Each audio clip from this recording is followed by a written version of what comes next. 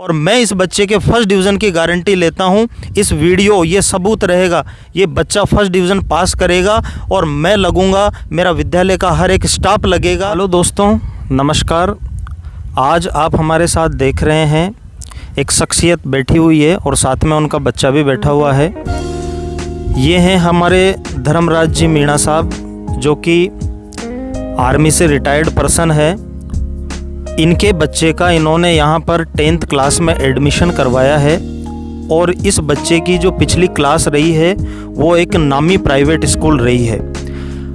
मुझे थोड़ा आश्चर्य हुआ कि बच्चा 9th क्लास प्राइवेट स्कूल से पास कर रहा है और उसके बाद 10वीं कक्षा में एडमिशन सरकारी विद्यालय में ले रहा है। अमूमन देखने में यह आता है कि लोकल परीक्षा वाली जो क्लास होती है उसको बच्चा सरकारी विद्यालय से करता है और बोर्ड क्लास में बच्चा प्राइवेट स्कूल में उसका दाखिला करवा देते हैं गार्जियंस। लेकिन यहाँ उल्टा हो रहा है, तो क्यों हो रहा है मैंने ये जानने की कोशिश की और एक अलग तरह का एक्सपीरियंस निकल के मेरे सामने आया, जो कि मैं आज आपको इस वीडियो के माध्यम से बताना चाहता हूँ। और मैं जो सरकारी विद्यालयों के प्रति आम लोगों की जो सोच, जो थिंकिंग सेट हो रखी है, उसको इस वीडियो के माध्यम से बदलना चाह रहा हूं और इसका लाइव एग्जाम्पल आज आपको श्री धर्मराज जी मीणा साहब से, इनके एक्सपीरियंस से कि क्या इनका मोटिव रहा है, क्यों ये सरकारी विद्यालय में दाखिला अपने बच्चे का करवा रहे हैं, प्राइवेट स्कूल के क्या एक्सपीरियंस रहे हैं, क्या दिक्कतें आई है, क्या अच्छाइयाँ रही है। चलिए मैं आपको धर्मराज जी मीणा साहब के मुखारबिंद से आपको आगे का सारा बताता हूँ। लीजिए सर। नमस्कार सर, मैं धर्मराज मीणा, भारतीय सेना का भूतपूर्व सैनिक। आज मेरी विशेष समस्या को जो दिमाग में खटकती है उसको लेकर यहाँ पे उपस्थित हूँ। श्रीमान, प्रत्येक इंसान का कोई ना कोई जज्बा होता है कि वह क्या करे क्या ना करे। मेरा भी एक सपना था कि मैं इंडियन आर्मी में इनरोल हूँ। भगवान ने वह मेरा पूरा किया। 28 फरवरी 96 को मैं भारतीय सेना में इनरोल हुआ। अच्छी जगह मुझे सेवा का मौका मिला। लेह लद्दाख जैसी जगह, सिक्किम जैसी उच्चतम पहाड़ियों के बीच में, और द्रास बटालिक जो कारगिल वाला कांड में मुझे बटालिक में सेवा का मौका मिला। जम्मू कश्मीर में बनियाल जैसी मतलब उग्रवादी एरिया के अंदर भी मुझे सेना का कार्यभार संभालने का मौका मिला। कुछ एक जम्मू कश्मीर की हाइल्टी एरिया प्लस वहाँ का बर्फीला एरिया जो मेरे पे थोड़ा बीमारी में हावी हो गया था। कुछ ही समय में मुझे बीमारियों ने घेर लिया शारीरिक अक्षमता के कारण, जो कि मेरे लगभग किडनी अफेक्टेड हो गई, हाथ पैरों में अर्थराइटिस जैसी बीमारी होगी, और लगभग 15 साल 11 महीना के बीच में ही मुझे सेना से मतलब घर आने के लिए मुझे मजबूर होना पड़ा।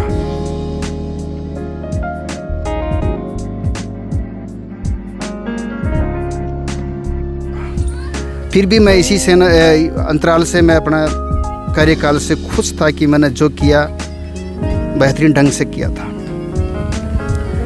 घर आने के बाद मेरी समस्या ये की रही कि जो पेंशन मिल रही उसमें गुजारा करके 2 बच्चे हैं, इनको मैं जैसे तैसे सेट करूं। कोशिश रही अच्छी से अच्छी नामी से नामी स्कूल में इनको पढ़ाऊं लिखाऊं। यही मेरा एक सपना रह गया था, क्योंकि मेरा खुद का पूरा ना हो पाया मेरी शारीरिक अक्षमता के कारण, तो बच्चों पे मैं अपना एक्सपीरियंस पूरा कर सकूं।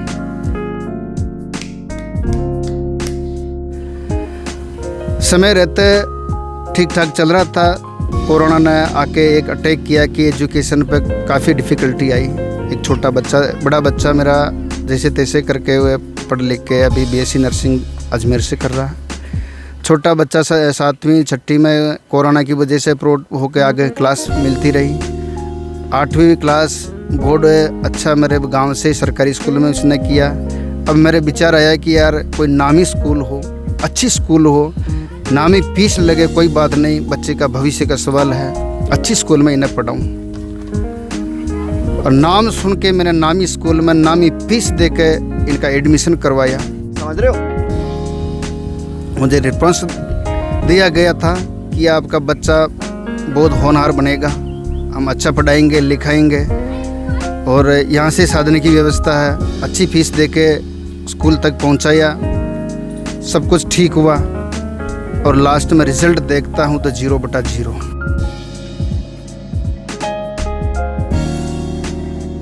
मुझे कोई इतनी प्रोग्रेस नहीं मिली कि मैं उस स्कूल से संतुष्ट हो सकूं। जब स्कूल में गया, फीस काफी मोटी ले ली। पैसा ही पैसा हो गया। काफ़ी मोटी फीस के बाद में भी मुझे, पूरे जब एडमिशन आप करवाने गए तब बहुत वादे किए कि ऐसा कर देंगे, ये सुधार ला देंगे, ये सब कर देंगे, और लास्ट में जब रिजल्ट मिला तो मैं चाहूँगा कि सर आप अपनी परसेंटेज भी शेयर करना कि किस परसेंटेज से उन्होंने मतलब बच्चे को 10th में एडमिशन ले रहा है ये बच्चा, 9th प्राइवेट से करके आया है, तो कितनी परसेंटेज से भी ये पास हुआ है वो भी आप शेयर करें। देखिए सर, सबसे पहले तो हम क्या है कि आर्मी में जाते हैं ना, तो हमारी उम्र होती उस समय लगभग 18 से 20 साल के एज में, जब तक आदमी की सोच शुरू होती उस समय, और जब तक नौकरी करते हैं 15 साल 20 साल 25 साल जितनी भी आर्मी की नौकरी होती है, उन टाइम में क्या होता है कि एक्सपीरियंस आर्मी का ही सिखाया जाता है कि जो सिविल डिपार्टमेंट से लगभग हटके होता है, और वह चीज़ लड़ाई संबंधी है जो कि हमारे सिविल में कोई विशेष काम की नहीं होती है, और लगभग सिविल डिपार्टमेंट से हम थोड़ा पिछड़ जाते हैं। इसमें इसका डिसीजन लेने में थोड़ा पीछे रह जाते हैं। तो हमें भी विश्वास था कि यार जब नामी स्कूल है, अच्छी फीस ले रहे हैं, तो वादे कर रहे हैं जो शायद पूरा करेंगे। और लास्ट में रिज़ल्ट के टाइम में मुझे बुलाया गया कि सर आप थोड़ा स्कूल में आइए। मैं भी गया, बताया गया थोड़ा बच्चा पिछड़ गया, कमज़ोर रह गया है, हम वापस उसी क्लास में एडमिशन दिलाना चाहते हैं। मतलब रिपीट करने के रिपीट करना है, वापस 9th क्लास में इसको रिपीट करवाना चाह रहे हैं। समझ रहे हो। तो मैं भी इतना समझदार नहीं था स्कूल के बारे में, मैं कि चलो ठीक है यार बच्चा वास्तव में कमज़ोर होगा। मैं बोला साहब देखो आपका बच्चा है, मैंने आपके हवाला कर दिया, जैसा आपको अच्छा लगे वह आप करो। पर एक बच्चे की जिद रही कि नहीं, मैं उस क्लास में वापस नहीं पढ़ूँगा। अगर मुझे अगली क्लास में नहीं बिठाया गया या मुझे ये नहीं पढ़ाया गया तो मैं नहीं पढ़ूँगा।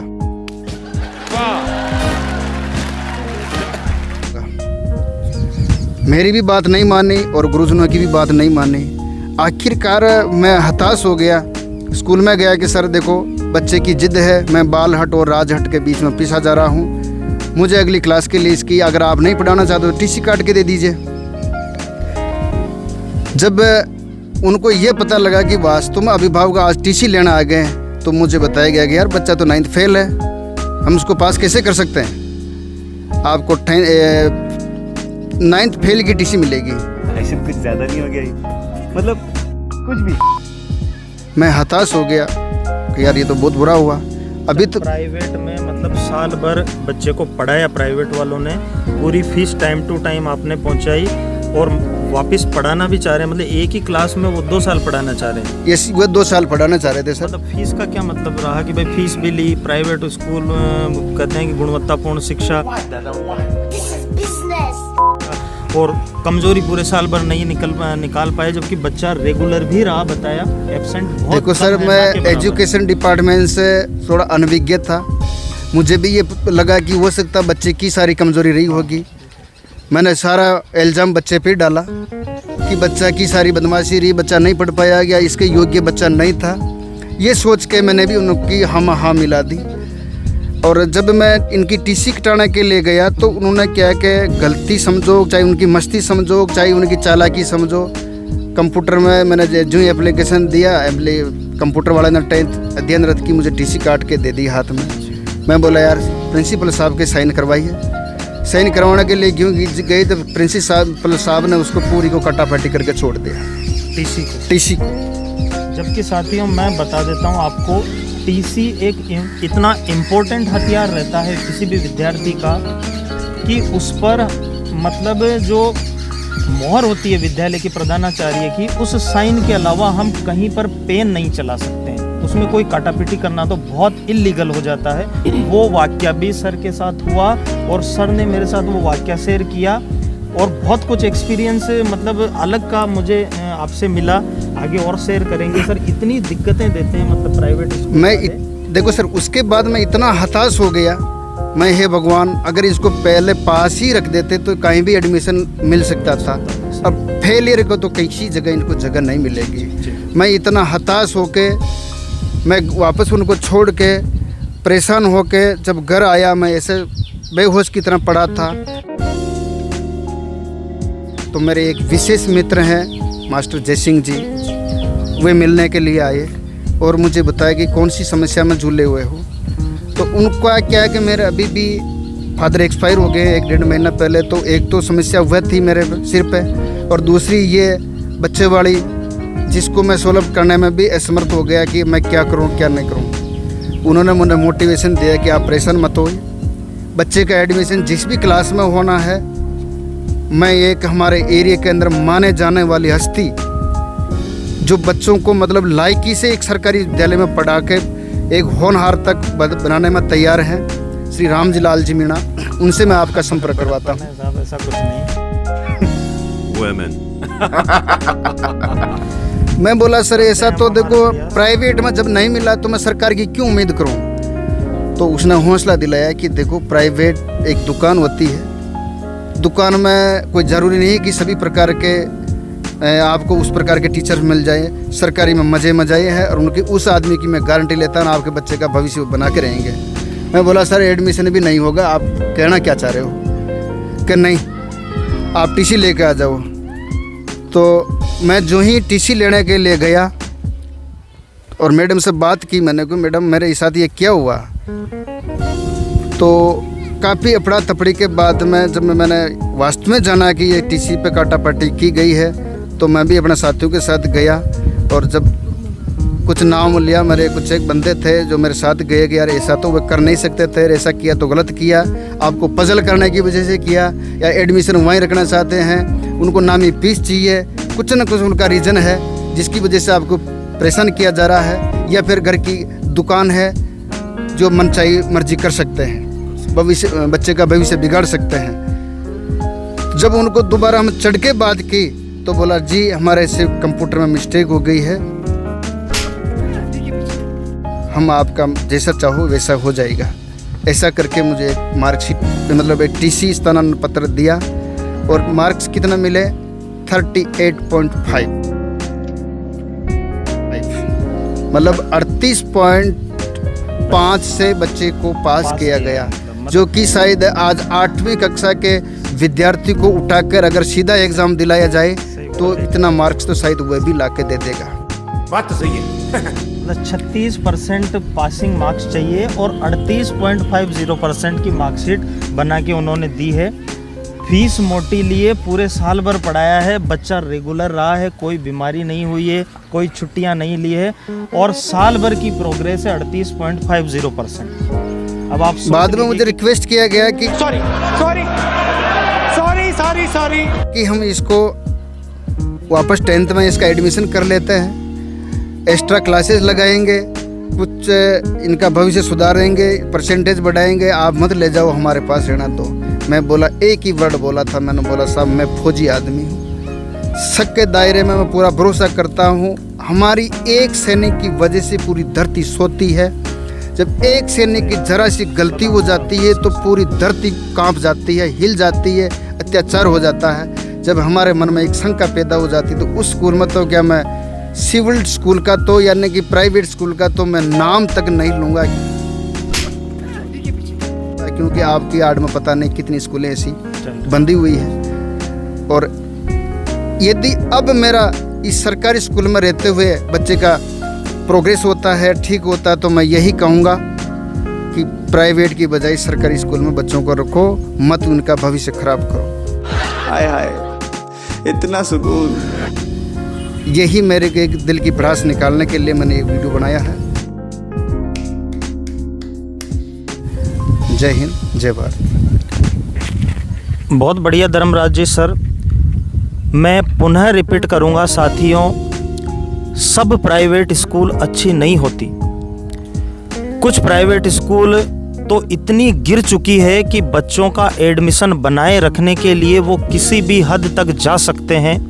साथियों, एडमिशन का टाइम चल रहा है, जुलाई का महीना चल रहा है, 15 जुलाई एडमिशन की लास्ट डेट होती है, अमूमन बढ़ भी जाती है।